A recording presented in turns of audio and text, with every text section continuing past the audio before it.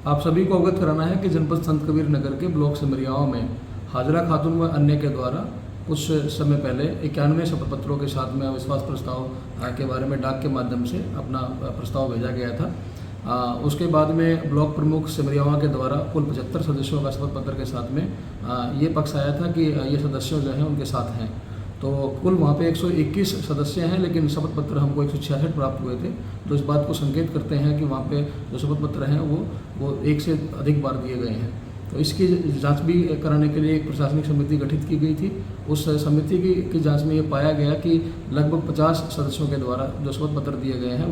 वो कूटरचित तरीके से दिए गए हैं, जो कि एक अपराध की श्रेणी में आता है। अतः उनको भारतीय न्याय संहिता की सुसंगत धाराओं में कुल 55 सदस्यों के खिलाफ इंक्लूडिंग जो ब्लॉक प्रमुख सिमरियावा हैं उनके खिलाफ एक FIR दर्ज की गई है। इसके साथ साथ में मैं ये भी अवगत कराना चाहूँगा कि जुलाई महीने के अंत में 27 जुलाई को जो हाजरा खातून व अन्य के द्वारा अविश्वास प्रस्ताव दिए गए थे, जो कि तकनीकी रूप से जो एक्ट है उसके हिसाब से सही नहीं था, तो 13 अगस्त को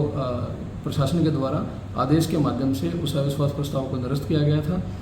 जिसके क्रम में भी हाजरा खातून व अन्य माननीय उच्च न्यायालय में उस आदेश के विरुद्ध गए थे, जिसमें माननीय न्यायालय ने सभी तथ्यों का संज्ञान लेते हुए अभी हाल में ही एक आदेश पारित किया गया है और उनके रिट को निरस्त किया गया है और साथ में उनके ऊपर 50,000 रुपये का जुर्माना लगाया गया है। साथ साथ में ये भी मैं आपको आश्वस्त करना चाहूँगा कि जिला प्रशासन इस बात के ऊपर भी विचार कर रहा है कि जो ब्लॉक सिमरियावा में जो विकास कार्य रुके हुए हैं उनको लेके हम लोग कैसे आगे बढ़ सकते हैं, जिससे कि आम जनमानस का कोई नुकसान ना हो। धन्यवाद।